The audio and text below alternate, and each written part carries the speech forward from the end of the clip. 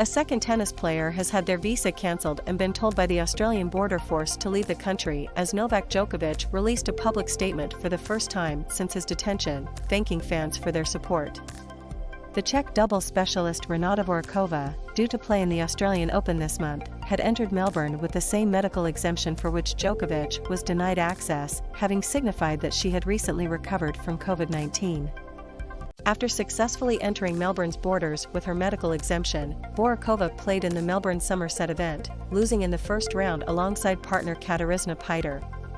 We can confirm that Czech tennis player Renata Voracova is in the same detention as Djokovic, together with several other players, the Czech Foreign Ministry said in a statement. There was no confirmation of any other players being held in detention. With supporters and detractors remaining outside the Park Hotel where Voracova joined him, Djokovic released a public statement for the first time since his arrival in Melbourne on Friday night. "Thank you to people around the world for your continuous support.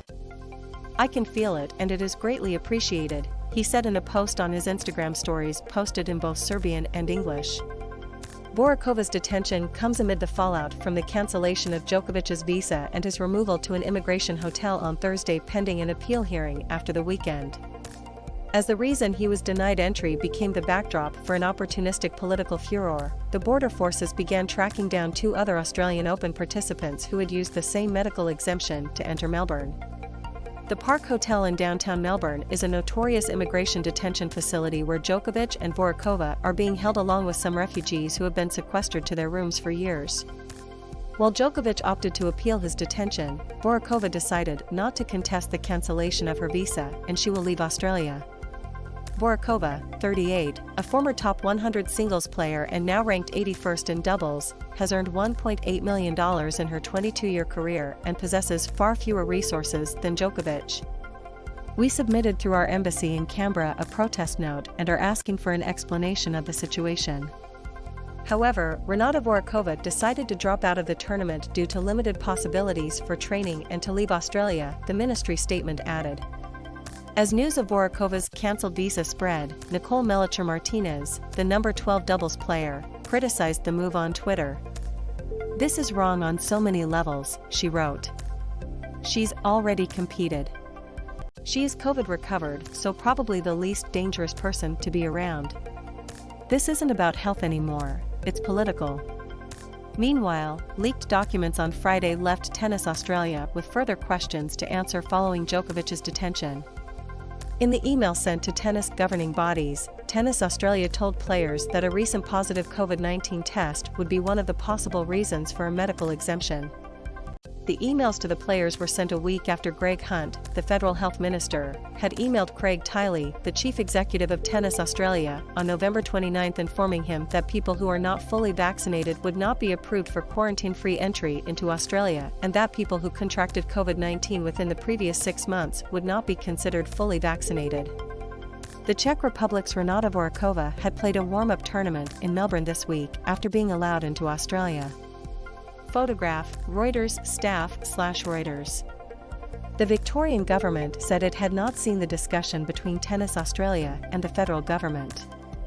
"I'm advised that members of the Victorian government hadn't seen that correspondence," the state's acting premier, Jacinta Allen, said.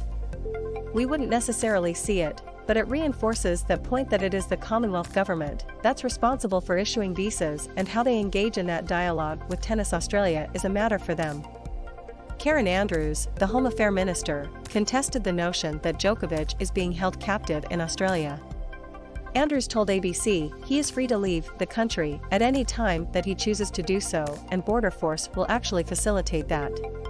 Djokovic's visa was cancelled after he arrived at Melbourne Tullamarine Airport on Wednesday. He is expected to remain at the Park Hotel until at least Monday, the date of a hearing, as he attempts to overturn the Australian government's cancellation of his visa. Despite the escalation of Djokovic's case, Tennis Australia and Tiley still have not spoken publicly since Djokovic was detained at the airport. Earlier on Friday, Djokovic found support from peers in both surprising and unsurprising places.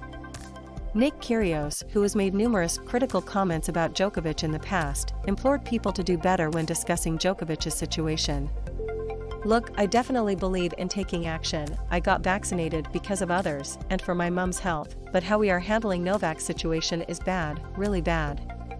Like these memes, headlines, this is one of our great champions, but at the end of the day, he is human. Do better, wrote Kyrgios on Twitter. John Isner also offered Djokovic support. Isner, a member of the Player Association co-founded by the Serb, the Professional Tennis Players Association, bemoaned the treatment Djokovic is receiving. What Novak is going through right now is not right.